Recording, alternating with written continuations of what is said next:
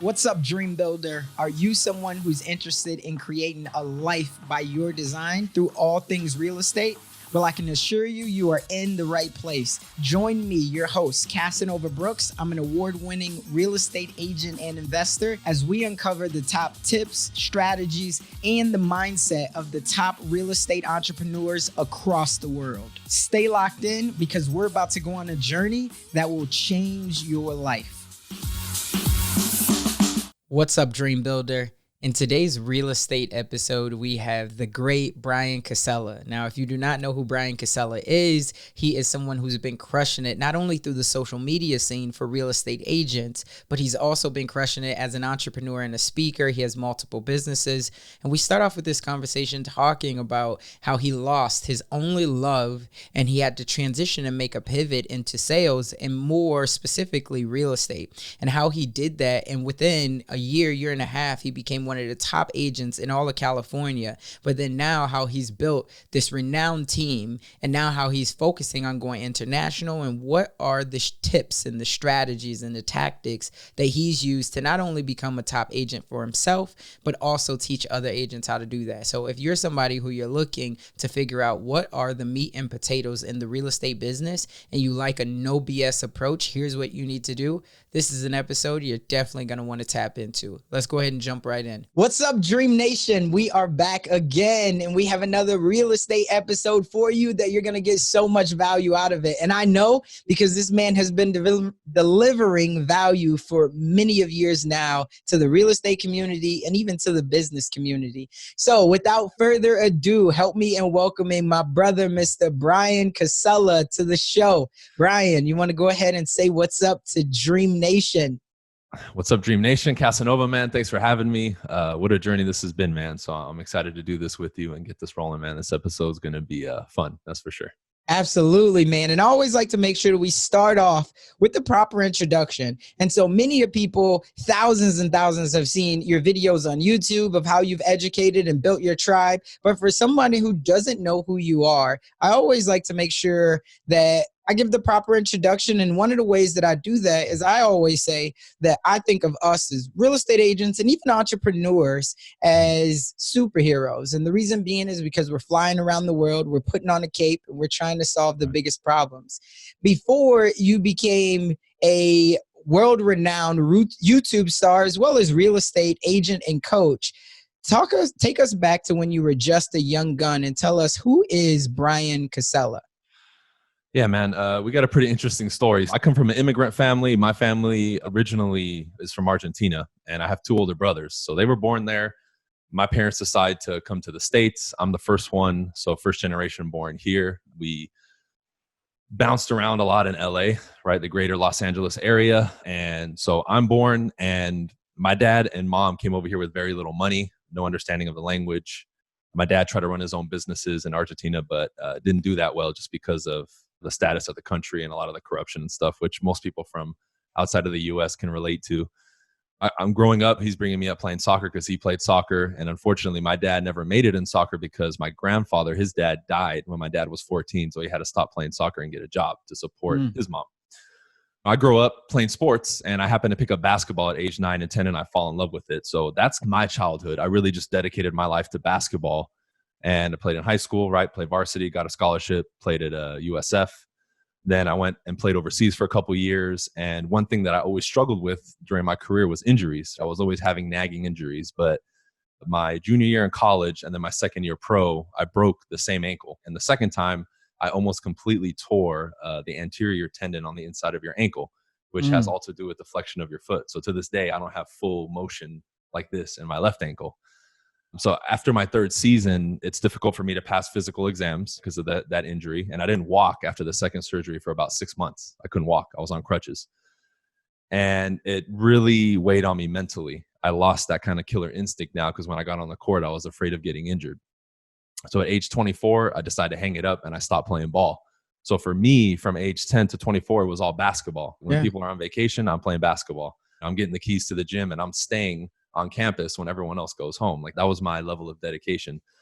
And for about 6 months or a year, man, I was like depressed because I thought I played the victim. Why me? I dedicated my life to this. Why is this happening to me? So I'm like, this is bullshit. Why me? I've dedicated so much of my life to this and it's being taken away from me. Like, why? I've done everything right. I didn't break any rules. So after feeling sorry for myself for about a year, I say, okay, you know what? I'm 24, 25. I got to get my shit together. I got to get my life in order. I have my whole life ahead of me. So I start, hanging out with some friends who were entrepreneurs at the time, the very few friends that I had that were entrepreneurs. And I'm just getting a feel for what they're doing and nothing's really resonating with me. So one of my old friends that played basketball with me my first year at age 10, I remember his father was a real estate broker. So somewhere along the line, my mind said, okay, check out real estate. I contact him. His dad has an office here in Downey in California, which is like 10, 15 minutes outside of LA. I go there and I talk to him. And keep in mind, bro, he hadn't seen me since I was like 11 or 12. Yeah. So I was this little guy. Now I'm 6'2". He's looking up. He's like, man, what the hell? Different person. We sit down for 2 hours. And at the end of that conversation, I'm like, sign me up, man. This is perfect. I was looking at it like almost as if he was lying to me. I was like, wait, what do you mean? I was like, you can come here and just get your license and start making commissions. That doesn't make any sense to me. Like the office is empty. No one's really working that hard. I don't have to work my way up a corporate ladder because I had work study when I was in college. Yeah. We had that as part of our scholarship. And I remember working the same hours and everyone else is in the break room not doing anything. And I'm doing all the work. And I'm going to the manager saying, dude, why am I getting paid the same as everybody else when I'm doing all the work? So that seed was already in my mind to say, you know what? I'm going to build my own thing because I can't deal with this. And growing up, what did your parents do? My dad, actually, when they came over here, my dad ended up being a truck driver because he met another dude who had come here a couple months before from Argentina who started his own trucking business because he had a little bit of money. So he ended up being a truck driver, which he still is to this day. And he's going to retire probably, I think, within the next year. Then my mom just ended up being an assistant at a doctor's office, basically working the front desk. So very like low end type of labor job, nothing special.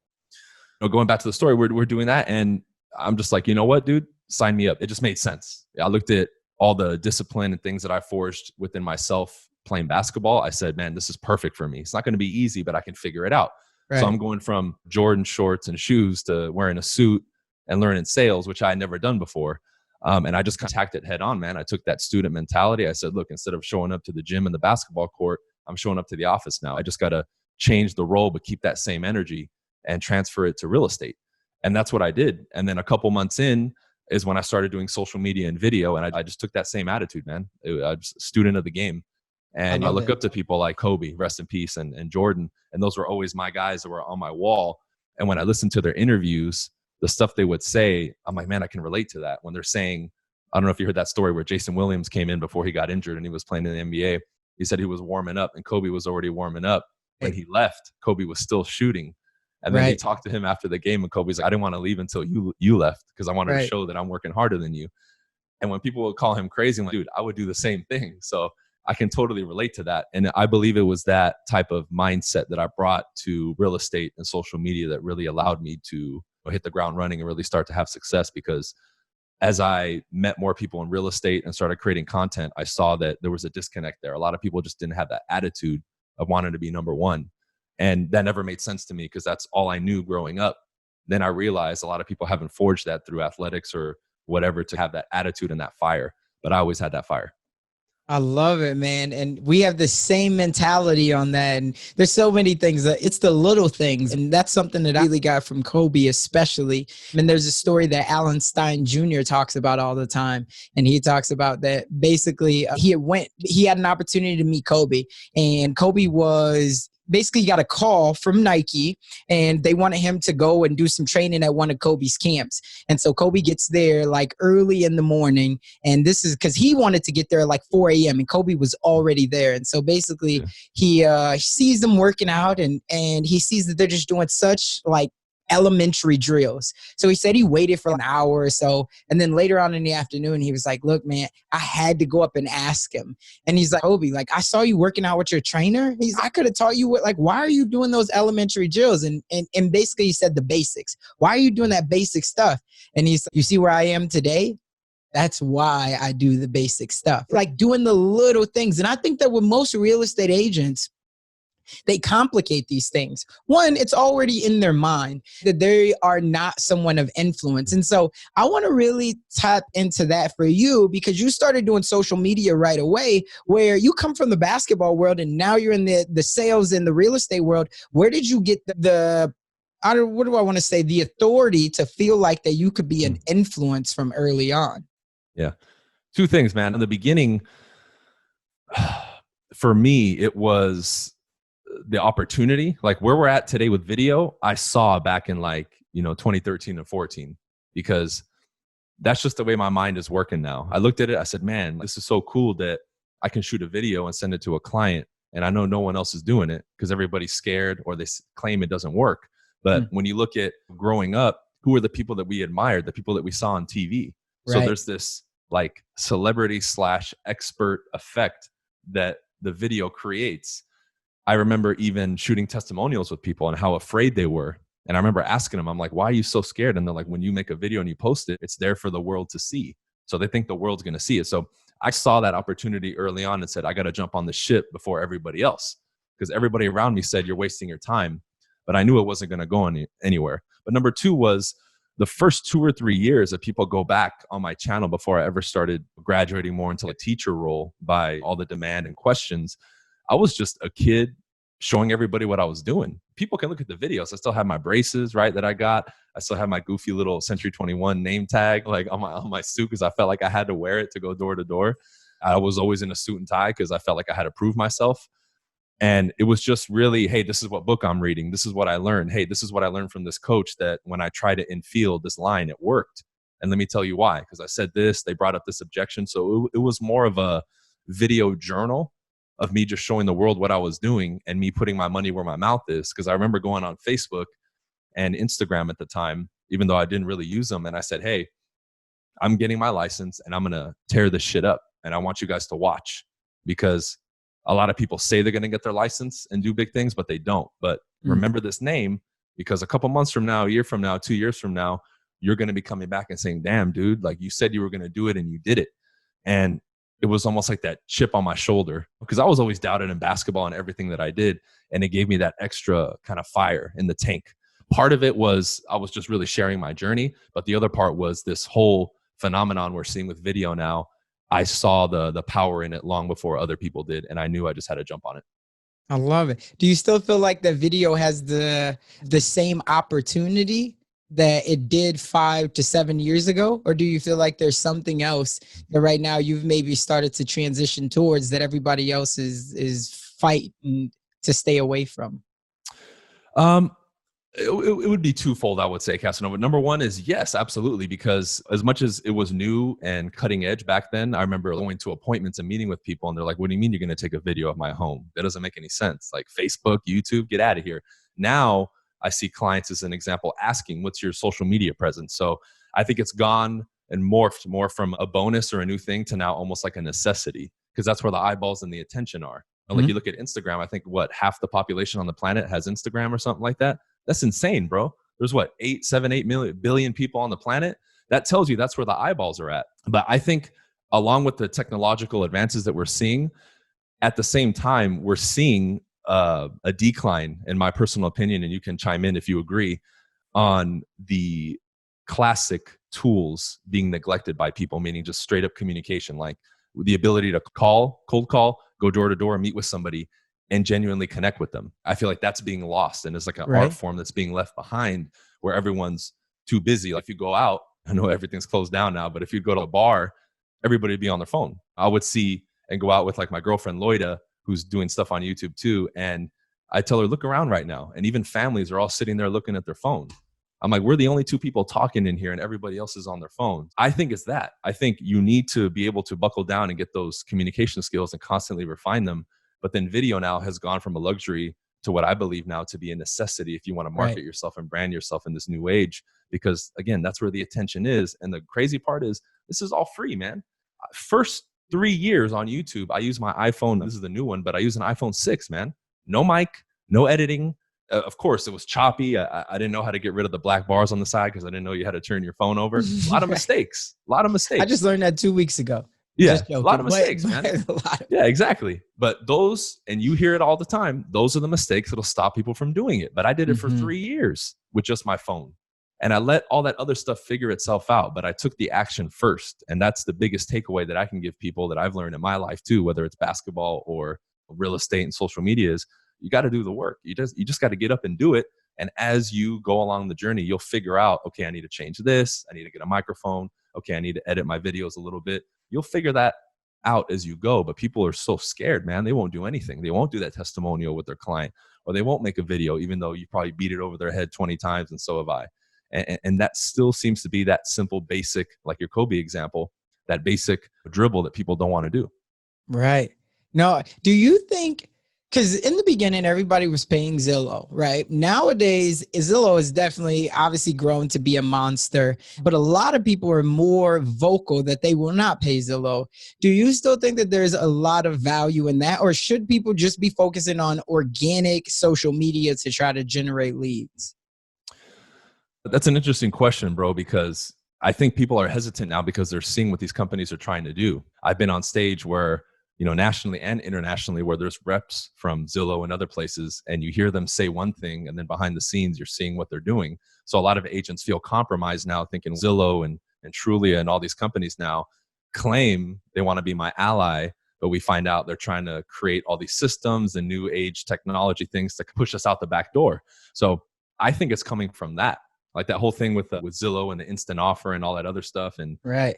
and some people actually complaining, saying that they're cheap. And then I know people who actually went through the process with them and said in the end they charge way more than a traditional realtor would charge for that transaction. It's just they hit it and they would put different names on the fees. So I think it's that, right? In the beginning, because of that magic bullet type of feeling, I can just pay these people when they give me leads.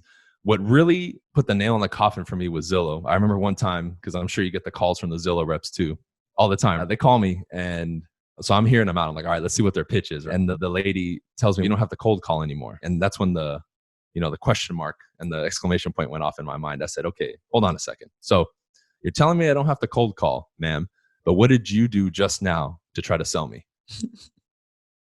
And she didn't have anything to say, bro. And then two seconds later, she pretty much hung up and went on to the next call.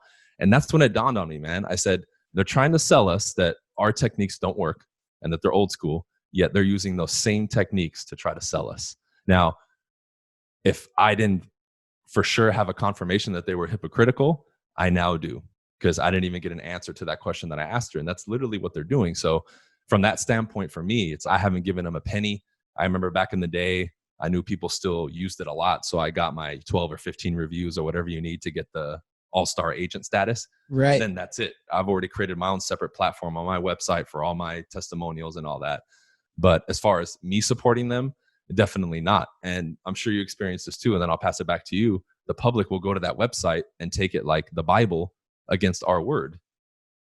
And where do they get their information from? Us. And a lot of it's outdated, but people don't know that. They have a disclaimer on the website that says this estimate can be up to 10 to 15% off. But again, people don't look at the details, man. They're like, oh, they can give me leads. I pay for it. I don't have to cold call. Let's do it. I don't have to work. Yeah, no, and you hit so many nails right on the head when it comes to the techniques still work. But at the end of the day, it goes back to the basics. And I have this conversation because I'm sure you do. So many people reach out to me through Instagram or through something that's like, hey man, I'm thinking about getting my real estate license. And then they ask like, what do I need to do? And then you send them to something that has the basics. And even if there's somebody's just gotten their license, I remember when I first started my team and I had 6 agents really quickly within about a month because of what I did. So agents were like, oh, I'm going to go learn from Casanova.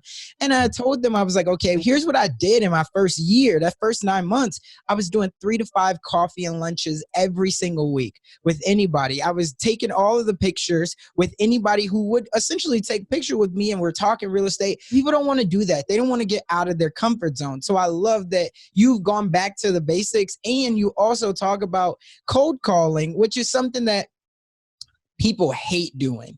But I always say that at the end of the day, I get it. And this is just my opinion. You don't have to cold call, but you have to get out there and let somebody know who you are. Because if you're not going to cold call, okay, then go door knock. I'm not going to door knock neither. Okay, then go sit at a Starbucks, and then anybody that comes in there, you just hand them your card, try to build a relationship. There's something you got to do to let people know that you exist, because that's what I feel like so many agents don't want to do. And I wanted to bring this point up because you took it to another level and you decided to build a national brand with YouTube. And a lot of agents don't want to do that. Where did you feel like YouTube was going to be your voice? Like, why was that the thing for you? Originally, it even goes back to when I played basketball, man. I always saw myself, even when I was a kid, envisioning myself playing in front of hundreds of thousands of people and being on TV. So part of it, I think, was I knew I wanted to leave a legacy with my name. But instead of it now being on the basketball court, on the hardwood, it would now be through the real estate business and skills or communication, whatever you want to call it. Right? But very early on, I started getting recognition through YouTube, and I realized the power of it and where I could take this when I started posting a lot of those videos of me making calls and going door to door. Because door to door back then was like a sin to people. They're like, what do you mean you go door to door? I'm like, dude, it's scary, but I do it anyway. And there was so much character development in that. And there were so many people that I met and relationships that I built going door to door. I can name any suburb and city here in LA, in the greater LA area, and you can just go on a map and point to one. And I guarantee you I've gone door to door there or sold a property there that I got from cold calling or door to door, like everywhere, man. And it was through that I think a lot of attention started coming. And when the attention started coming first locally, and then it started branching off to like Florida, Texas, New York, I started realizing, dude, this is like not even a lot of followers, man. I think I'm 2 years in. I go to a Mike Ferry retreat on the East Coast in Miami because I love Florida. So I go, and at the time, I don't have many subscribers, bro. I'm like 2 years into the game, maybe 1,000, 2,000 subscribers on YouTube. And people at the event are like, oh man, Bryan, yeah, I watch your stuff on YouTube. And this happened the whole week. And I'm sitting there scratching my head saying, dude, I have a couple thousand subscribers. How is it that I'm at an event with 3,000 real estate agents and at least 30 of them of like the last day are lined up to take a picture with me? This doesn't make any sense. So that's when I really started seeing, okay, there's something here. And that's really when I started doubling down on it, because you fast forward to now, and I just opened up a team in Central Florida. I opened up another team in Delaware. I'm working on a team in New York, another one in Texas. So I'm opening up satellite offices with people from my tribe who have been following me on YouTube and who I've helped train over the last couple of years. So I think once you start going outside of your house, and I'm sure it happens to you too, where you live over in Nebraska, you can't deny it anymore. I'm going to the supermarket and people are asking to take a picture with me. I'm like, what the hell? You know me? Like, that doesn't make any sense. Right. I go to LA and Hollywood to go out, same thing. Pictures, oh man, what's up, dude? Or they'll take a picture from like across the room and say, hey man, I saw it. Dude, why don't you say hi? So it is such a bigger reach and has such a bigger impact even than what we think, that it's one of those undeniable kind of feelings and energies that you get, man. Because when I look back, and especially to where it's at now, it's undeniable just the amount of influence you can have making videos. But it goes back to what we were saying in the beginning about that effect that it has when you make video and then you come from the right place and all those other things that we're going to talk about. So it's nuts, man. And it's just growing so fast. It's growing much quicker than I thought it would, which is the icing on the cake.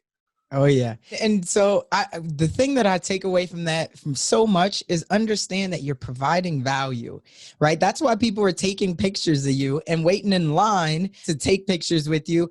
It's because of all the value that you've presented. And so the thing that I thought about when you first said that is it took me back to my mind frame where you were like, look, I was just a young kid and I was just documenting everything that I was doing. Because for a lot of people that's listening or watching this right now, they're afraid because they don't want to basically come off as an imposter. But if you just document what you're doing, understand that even if you're level 3, there's somebody out there right now, level 2, level 1, or hasn't even gotten started yet. And they love to see your documentation. I know I just love to see documentaries that are on Netflix. We all love to see that. We all love to connect with another story and it can inspire someone else. So that's the biggest takeaway I had. Now, when you first got your career started, do you say you were at Remax? Century 21. Century 21, yeah. You're at Century 21. You had the name badge on. Every time I see you, I'm going to be looking for your name badge. And you have now moved over. You a big business, big tribe, and you decided to make a move that a lot of people right now, over the last 2 years, you and I both can say that there's a lot of people thinking about making this move. For you, what was the move that you made and why did you decide to make that move? About 2 years ago, I decided to move to EXP because a friend of mine had joined about a year prior to me and started telling me about how it was, who was joining, what the platform was looking like. And at the time, because I've pretty much spent my whole career with prior to EXP with Century 21 and Keller Williams, so I'm familiar with the big brokerages and the big name, having the office and the locations. Once you get past a certain point, I believe as an agent, you want everybody and everything just to kind of get out of your way so you can do your thing, right? If there's less red tape within the company, if there's less issues you have to run into, or, hey, I need to talk to the broker, but then you get the runaround that you have to email this person or they only show up once a month. You're now being, you have obstacles put in your way that shouldn't be there. And that's what I was experiencing at the brokerages, or just little details that I didn't like. We'd close a deal, then we have to wait 5 business days for it to pass through the accounting and then for them to give us our check. And now I have to wait to then pay myself and my team members, when now at EXP, as an example, we paid the same day or the next day. It was really little things like that. And on top of that, just having everything cloud-based and systemized for me was easy. Like, we get access to KV Core, which is a CRM on the back end and a kind of like a lead website on the front end. Incredible, man. And I had gone through so many other CRMs. The only one I hadn't used, I believe, was Top Producer. And I just could never figure them out because I'm not that tech savvy. But the KV Core was incredible and helped me on the business side. So, not to mention all the stock options and all that other stuff, it made sense, man. When I looked at it, I was like, I feel like all the errors that I'm running into with other companies, this company handled for me, and they're just getting out and I can do my thing. I've done trainings for them. We'll jump on the online university, and I've done trainings where there's 400, 500, 600 people online. And then that training is recorded in their vault and you can access it. And we have, I don't know how many new hours, like 20, 30 hours of training new every week that's then recorded, and you can go at the comfort of your home. Then you look at this, the whole coronavirus thing. We were ready for that in a sense because everything's cloud-based and we're good to go. So it just seemed like they were a step or two ahead of everybody, and they took what I feel, again, this is my opinion, a lot of the glaring issues that were in most other brokerages, and they cleaned it up and they put it together and said, hey, this is our new company. And the last reason, and probably one of the most important ones, is many of us through our lifetime will come across ideas where we'll consider jumping in and then we won't. And then 3 years later, we're like, damn, I should have jumped on that 3 years ago. Right. I had that feeling with EXP, and that's why I jumped on early. And I'm so glad that I made that decision because I see where it's going. I see where it's gone so far. And I'm just excited, man, because I've been super happy. I haven't had any issues with them. And the growth that they've had has just been incredible. What's up, Dream Builder? I hope that you're getting a lot of value from this episode. Note takers are money makers. So I hope that you're taking lots of notes, and I hope that you'll implement something that will help to change your real estate career. If you want even more access, even more resources, and you want a community to help keep you accountable, well, I want to invite you to head on over to DreamNationAcademy.com.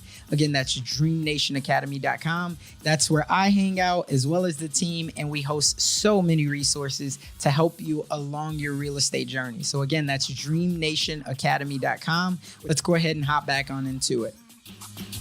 Now, when you came on, what was your business like in terms of volume and production? How much were you doing 2 years ago before you came on? 2 years ago, I think I had just hit about 50 transactions, and our volume was, average price point was like 550, 600. So it was around 25, 30 million. I think it was 27 and change or 28 million or something like that. When you first came to EXP, especially being because you're in LA, so I'd imagine, is there a lot of boutique brokerages and like big luxury brokerages? Yeah, that's a ton. What was it like then trying to tell your clients? Did you have a lot of pushback telling people that, hey, I'm at another digital brokerage? Not at all. We had more curiosity. They were like, oh, it's cloud-based. Like, what is that? There was more curiosity around it. And I would tell agents, regardless if you're at a big or a small brokerage, I think it's more about you, because they're hiring technically, right? On paper, you're a broker, Remax, Century 21, but you're the representative. And I feel like if you know what you're doing and you have confidence and you're leading your clients the way you're supposed to, unless you have somebody who maybe had sold real estate maybe in the 60s, 70s, and 80s when it was different, you may have some questions regarding that, but I really truly believe it's us and our leadership that really is what's most important. Because since I made the switch, I think I've gotten one question about EXP, and I think it was more out of curiosity, not so much, oh, I don't know that brokerage, I don't want to work with you. You know what I mean? For sure. When you first saw it, did you have a lot of pushback, or did you instantly know, like, this is where I got to go? When I first saw it, I thought it was cool, but since I was happy at that time and pretty content, I think like most people are who first come across EXP or anything else, it was just like, cool, it's there, but I'm good. I don't have any complaints right now. I'm comfortable. I'm building my team. Like, we're good to go. And it wasn't until simultaneously I looked into it more and then I started having issues that decision came very quickly for me, man. So I think from the moment I knew about it until the moment I joined was probably 4 or 5 months. Got it. And you talked a lot about in the beginning, it was just your mindset. Now, when you decide, because your environment was everything for you, when you decide that you're going to make this move, what was your environment like then? Because now you're leaving Century 21, or were you at KW at the time? I was with KW when I switched to EXP. Got it. So now when you go to tell your broker, you go to tell your other team members, was everybody on board for you? Or was it like, I'm out on the island, I got to make it work and they'll come later? Yeah, I had that discussion with everybody. I went through the whole thing. We probably sat down with my team and everybody involved, all my employees, for about 2 hours discussing it and why I'm deciding to do it, why it's better for us. And by the time that conversation was over in that meeting, everybody was pretty much on board because I wanted to make the transition. I didn't just want to come out of the blue and say, hey, we're switching to EXP. I wanted to make sure everyone knew why, where we're going, what the plans are, get everybody on board. Then if I had any objections, then I could handle it. Or if for whatever reason everybody was against it and I was the only one for it, then maybe I would, second guess the decision and not do it. But we huddled everybody together as a team and we just came to the conclusion after about 2 hours and it was pretty smooth. Got it. And now that you've come over here, how big is your team now? It's about the same, man. I really want to keep a small team. I may end up growing it in the future, but right now it's just 3 agents and our production has only gone up a little bit. I think with the whole coronavirus thing, it slowed us down a little bit, but our goal for this year was to do 80 transactions.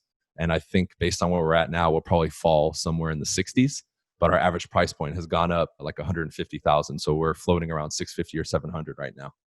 Got it. No, I love it, man. For a lot of people, when they hear about EXP, they instantly think that, oh, it's a recruiting company. What was your mindset in that? And what would you say to anybody right now that if you're explaining the benefits and the features and they say, oh, you're just looking to recruit? Yeah.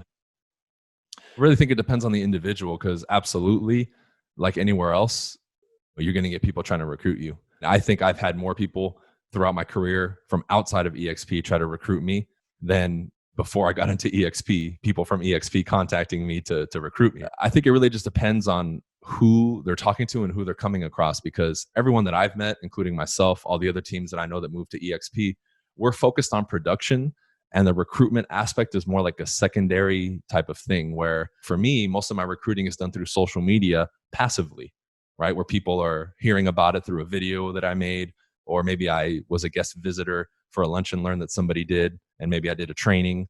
It's more like an attraction type model versus, hey, we're going to go reach out and pull people in. And I think there might be a few outliers that are forcefully shoving it down people's throats, and it's creating this bad image for some people. But with me, it's more that. It's more attraction-based marketing for the company. I think to this day, I'm the number one like single agent recruiter for the company, but the majority of that obviously initiated through social media and some of these videos and interviews that I've done. So just like we said earlier with YouTube, it was about giving value. You can see me and what I'm doing. I'm giving value, helping people, teaching, connecting people and so forth. And through that, people are like, oh, maybe I should consider EXP or at least take a look at it. So right. Even through that, I've created a funnel as well where I've created with the guy who recruited me too, AJ, shout out to him. We've huddled up and said, okay, for the people that we sponsor, we can provide some additional training and guidance for them. Because I do attract newer agents typically from YouTube, like 70-80% of my recruits are newer agents. So we created a system where anybody who comes in under us, we've created like a little 8-week starter program and those kind of things and a continuous support where we have like private Facebook group and we do like mastermind calls where we all jump on a Zoom call like this and meet regularly just to help them. So they'll go through to that platform, that website, watch the video. If they're interested, then they can schedule a call with us. Then we can wrap back and forth to see if it's a good fit for them or if we should move forward or not. Got it. I love it. You mentioned funnels. Do you use funnels to try to generate leads or do you only use funnels for attraction? A little bit of both. We definitely use the funnel for agent attraction. I've used the funnel to run some of my coaching stuff. I've done some funnels as well for real estate. So it's a little bit of everything. I wouldn't say I'm heavy on that side because I would say probably 90% of what I bring in is organic. And that's something that we're working on now, is putting together that strategy and that plan for putting a lot more money back into social media to really start putting, ads up and that kind of stuff. But up until now, we can say any follower I've gotten, any attraction I've gotten for EXP has just been 100% organic, man. Same thing with YouTube subscribers, Instagram. I haven't paid or ran ads to get followers ever. Got it. That's super dope, man.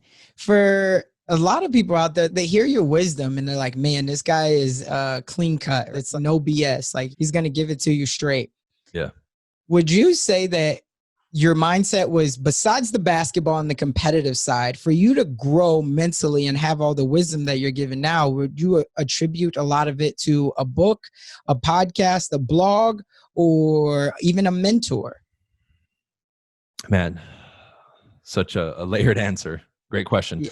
So well, I guess the reason why I asked that is because for me, I think about this and I say, what was it that I did when I first changed my mindset? I didn't grow up this way, and I didn't have any of these resources, and definitely not the financial literacy. Well, it wasn't until I read 2 books. First book was Rich Dad, Poor Dad, which is obviously it's a staple for a lot of entrepreneurs, especially our age demographic. And the second one for me was a guy, MJ DeMarco. He wrote a book called The Millionaire Fast Lane.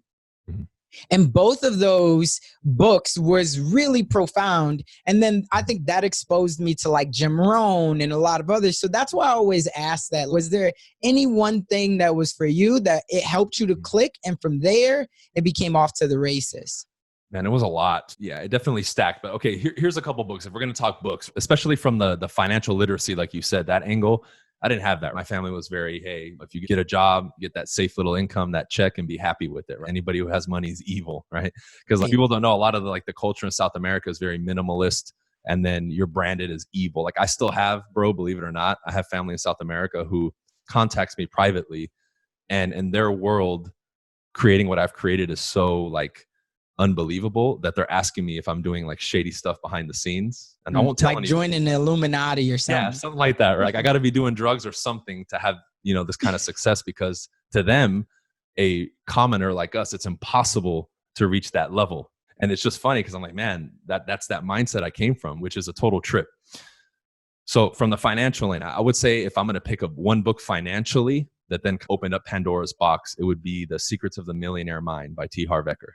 I don't know if you read that book. I have, yes. Yeah, that's the first book that I read that I started to question my own beliefs about money and understanding of it. I read that book coincidentally that same week, I think, or the week after. I'm at my office and I had come up with a plan. I'm like, dude, I just need to make $5,000 a month. If I make $5,000 a month, I'm sitting at the table with like 50 Cent and Floyd Mayweather. Like, I'm balling. Right? That's how I was thinking back then. Well, in LA, I feel like that's got to be another zero behind it. But that's how I was thinking, bro. So I overhear a conversation in my office about 2 agents who are going to go together, a joint venture on a building that's like $5 million. And I hear that when I'm about to start cold calling, and I'm like, I stopped for a minute. I was like, whoa, $5 million. I was like, how much money is that? So my mind just starts running, right? So from the financial side, those were 2 pivotal moments, I could say, that kind of opened up Pandora's box, and I really started exploring more and getting into real estate investing and increasing my goals as far as income. From the education side, man, there's so many. I've watched a lot of Jim Rohn. I've watched a lot of Anthony Robbins.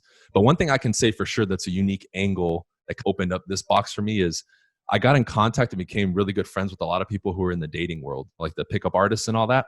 Yeah. Not from the angle of just getting girls, but because of their study and knowledge and like evolutionary psychology, the genetic makeup of the male and the woman, how we interact as a species, what turns us on, what turns us off as far as attraction models. And again, beyond just sex, I'm talking like people you want to align with and that kind of stuff. So I went real deep into that and read a lot of books and started studying body language and negotiations and all that. That really got my wheels turning and that perspective, because I was like, man, this is like the manual on life. If I learn this stuff and have an understanding of it, I know I can connect with anybody. If I'm at a networking event where I need to meet that one person, I know the energy to meet that one person. Hey. I know how to get people to like me. This is really cool. That's where I spent most of my time. And that's the stuff that I started really honing when I started cold calling and door knocking. Was like, dude, I just want to be an assassin when it comes to communication. Because I realized, me being new and having braces and no experience, I'm meeting with people who think I'm 21, 22. And they're like, I'm not going to trust this kid to sell my house. He's as old as the sun.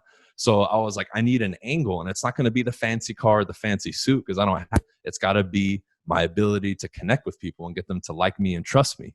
That's kind of where I geeked out, man. And I would say some of those figures and then the people in the dating world is what opened up that door for me to start studying these things. I was certified as a master practitioner on neuro-linguistic programming. I've also done and got my certification as a hypnotherapist. So I'm all deep in that world, man. And I love it because the deeper you get into it, the more you realize people are so misinformed about those subjects, right? They think, oh, you study that stuff, you're going to hypnotize me with the little thing. That's not what it's about. It's about understanding yourself, your mind, and how we navigate between communication and linguistics and all that stuff and our mind, right? It's literally like a manual to your mind in a sense. And the tool or the key to help manipulate it, not in a bad way, but change it, is our communication. So that stuff is really what I dove really deep into and spent a lot of time. And then the financial literacy part, even though I learned it, I still made some mistakes, man. I remember buying my first car and leasing it like a dummy, spending way too much money on it, high car payment, and then struggling that first year because there was 2 or 3 months where it was difficult for me because at the time I'm paying my rent, I'm paying my car. And if people watch, I welcome them who are scared to maybe make video. You can see my old videos in that apartment. And I don't know if you remember, bro, the movie Scary Movie 2 with the Wayans brothers. Well, yeah, I've definitely seen it. I'm trying. Yeah. Marlon had this shirt where it had all the different, I think, strands of marijuana at the time. I had a poster of that in my background, dude, that you can see in every video in the back. And I'm not even thinking about it. Like nowadays, people would be like, oh, I shouldn't have that. But yeah. And I'm in a suit, right? In my little apartment, it's like 300 square feet, but you can see it in the background. I'm sending videos to clients. I'm not even thinking about it until 6 months later, somebody on YouTube says, dude, is that a weed poster in the back? I'm like, oh, man. But nobody cared. I sent it to clients. I never had anybody say anything. We look at that and it's insane, man, because it's got me to explore so many different things. And I would say since then, it's been more about me mastering my own mind, cleaning up my lifestyle and my diet. I went plant-based about 5 years ago. So I've really been keen about putting the right things in my body. That's helped me with so much mental clarity as well. I've been doing the cold showers. I'm just really researching human beings and the history as well of human beings and my culture in South America and all that. So I've taken now that route even more, just to know more about me and my history and then master myself physically and mentally. So that's been my journey the last year or two specifically. But those first 5-6 years, man, was just mind, communication, and just geeking out on that stuff, man. Man, that's super powerful. And just like you said, it's not about that. It's about really figuring out who you are. And I think there's so much that gets thrown at us every single day that it's hard to really know who you are. And if you don't actually cut off everything that's not aligning with you and that's almost a distraction and intentionally focus on it, it's very hard to ever figure out who you are. And I always say that everyone has a gift in life. Right. We all, and like you said, you're like, listen, if I don't have the car, if I don't have the suit, I have to figure out how to communicate with people because that's something that you don't need money for. And if you can build off of that, off of the communication, there's many books out there. There's Persuade by Robert Cialdini. There's How to Win Friends and Influence People. Obviously, Tony Robbins has been big in NLP. And now looking at, so do you have any videos on NLP? Oh, I got a ton of stuff, man. I've done some stuff on YouTube. My coaching, I've done a ton of stuff. And I would say my content now is probably going to go more towards that route because I think I have like 1,300 videos on YouTube at this point. And I'm just sitting here, what else can I talk about when it comes to like sales and real estate? I've beat that subject to death.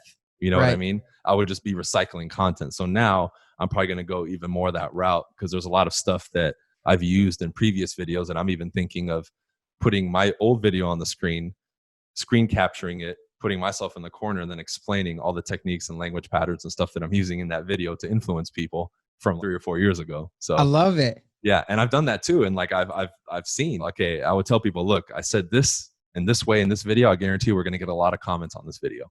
And then it happened, look at like 150 comments on that video where normally I only get 40. So it's cool to be able to mastermind that like you're playing chess. Yeah, absolutely. Talk to me about how do you create your content for YouTube? Because there's somebody out there right now, they say, I would love to start a YouTube channel, but I don't even know how to create my content for like emails or newsletter. Do you have a formulaic approach of what you take? Before I did, man, I really did because it was a struggle for me to get in that creative process of, you know, okay, what does the audience want to see? What do I want to do? And all I did was say, okay, if I'm going to start and do real estate videos, what composes real estate? And I started just writing stuff on my board. I had like a big whiteboard in my office that would be to my left when I would shoot my videos. And I just erased it and I started writing. I'm like, okay, you have clients, right? You have a buyer and a seller, you have listings, you have escrow. And then I started making little, branches under it and saying, okay, what's involved with a seller, right? How they pick their agent, when they decide to put their home on the market. And I ended up with this diagram of 100 different things. And all I started doing was, okay, you know what? For the next week, I'm going to focus on sellers and make a bunch of videos about them on the real estate process. And I would just pick one or two. Then I'd have my little flashcards, because at that point, I wasn't skilled enough yet to remember what I'm going to say. So I'd have little flashcards and I would put bullet points. So when I would prop my phone up on the thing, on the wall, in that little cube, I would put the flashcard right behind it. So right above the camera, I have my little lines. If you look closely in my old videos, you can probably see my eyes moving and reading a little bit, but I kept it as close as possible to the camera eye so it would be slick and you couldn't tell. Yeah. That's how I started, man. I just started brainstorming every Sunday for like 30 minutes or an hour and saying, okay, what content can I do? And aside from that, it was just very naive. I was like, I'm just going to show people what I do every day. I make calls. I visit, clients. I go door to door. I go to the office. I study and I role play my scripts. I study the contracts. That's it. I'm just going to show people that. And then I started evolving and saying, I'm reading a lot of books. Maybe they want to know what kind of books I'm reading. So it was very spontaneous at the same time, even though I prepared a lot on the board.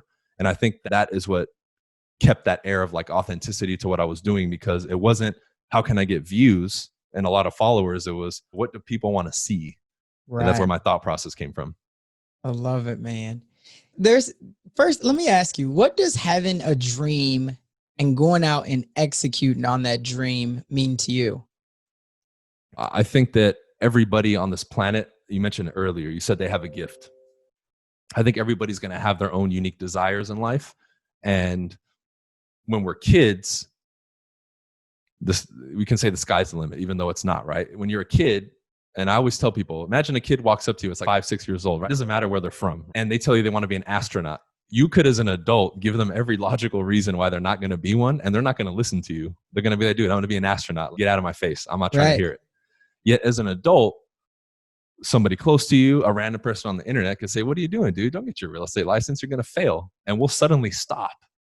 So somewhere along this process of growing up, our creative process, our imagination is just dumbed down, and we're molded literally because of media and all the other stuff. And you mentioned disconnecting earlier, which I love that word because it reminds me of the Matrix. We're molded into this now robot that's supposed to, you get expectations thrown on them, the media, the celebrities that we worship and all that other stuff. And you now become this one-way robot. It's like, well, I just want to go to school and get my job. But there's this inner voice still there that says, nah, dude, I want you to be an astronaut. I want you to be a doctor. I want you to be a track star or a rapper, whatever it is. Right. And I think the dream is just staying in tune and connected to that voice and listening to yourself and saying, okay, my mind might be saying this because of what everybody told me, but my gut, my instinct is telling me, and my heart is saying, do this. And with me, it's just about listening to that, because we've all had it. And I've had a change because it was basketball for me, but very quickly, just by listening, I was able to find real estate and what I'm doing. And I listened, and I just listened to that voice. And I said, you know what? I don't have it all figured out. We'll get this thing done. We'll just take it a day at a time. And I think people have lost their capacity to listen to that voice, which is why lately I've been telling people, man, you got to work on yourself and get really in tune with yourself, because it's an ancient thing that we have as human beings that I just think people have lost. Otherwise, our ancestors wouldn't have created everything they've created to get us to here. Wow.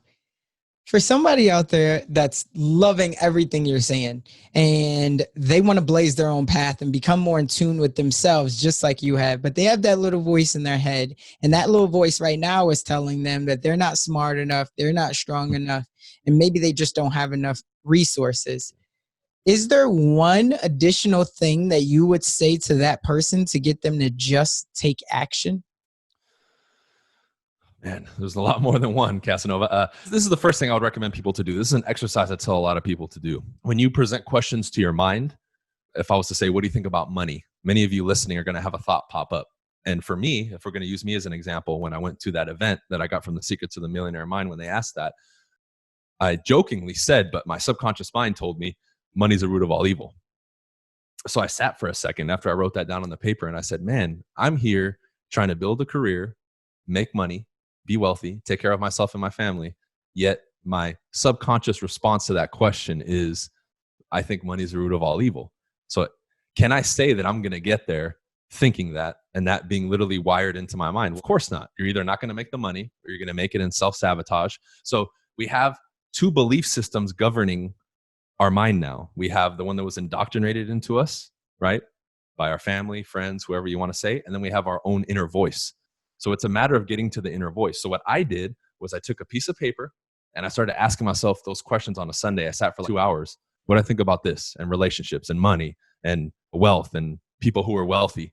And I started coming up and listening to that initial response. And when I did that exercise, bro, I was like, oh my God, who is this person? And I started finding out what I thought. But until you put it on paper, you don't know what's up here. Then you can work on it. Now you have a piece of material here that you can say, this is what I believe right now. This is what my own mind is telling me. Is this really who I want to be and who I think I am? That's when change happens, man. And anybody can do that. I'm sure anybody listening to your podcast has a little bit of time, a piece of paper, and a pencil or a pen.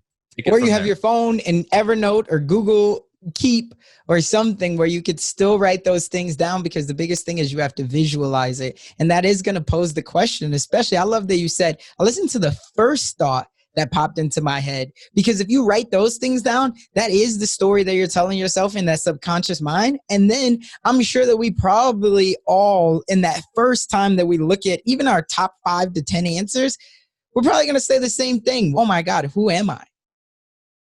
People are scared, man. And a lot of people don't want to confront the possibility of those thoughts and what they can be, and they don't want to do it. And if you are, you have to make a decision. Is this important to me or not? Because everybody hits that moment, like in the Matrix, when he says red pill or blue pill, you make the choice. And I made a story on my Instagram about that. I was like, when you join my tribe, this is what I'm going to take you through, but you got to make the decision. We can open the door, we have the exercise, but you got to do it. And it's a decision to say, is this important to me? Because they could be watching your podcast, but they have to make a decision within themselves to say, okay, am I going to take this and act on it and do something and change my life? Or am I just going to keep sitting on the fence and looking over and saying, what's nice over there where Casanova is, I don't want to do it yet. I'm just going to think about it. Right. Facts, man. This has been such a phenomenal conversation, my brother, as I knew that it would be. And we'll definitely drop all of the links in the show notes. But for anybody who wants to stay connected with you, where can they find you? At Bryan Casella, as you see on this Zoom, is my handle for everything. I would say the most responsive I'm on is probably Instagram, because I do my best at least once a week to go through all the messages that I get. So be a little patient if you send me a message and it takes me maybe a week to get back to you. That's the best one. Then you can find me on YouTube and everything else. But Instagram is the one that's most intimate to me, that I'm actually on replying to people. Cool, my man. Well, I'm sure there's going to be many of people that will reach out to you. But remember, Dream Nation, in the dream we trust. But just as he said, you got to take action. Are you going to apply everything that you've learned? Because if you don't, it'll only merely be a fantasy. We'll catch you on the next one. First, I want to say thank you for allowing me to walk with you on this real estate journey. If you've gotten anything out of this episode, do me a favor and head on over to iTunes if you have access and leave me a review. My whole goal is to make sure that I'm serving you all the right way. You're my tribe. You're who I care about. You're why I do this. So if you want to give me any type of thanks, or if you want to let me know whatever your thoughts or your feelings are from this episode or any other episode that you've listened to, leave me a rating or review. And also, if you're looking for more tips, strategies, and even resources when it comes to leveling up your real estate game, head on over to DreamNationAcademy.com. We have a really cool real estate section there, and it's something that I wish that I would have had when I first got started in real estate. So that's DreamNationAcademy.com. Don't wait. I'll see you on the other side.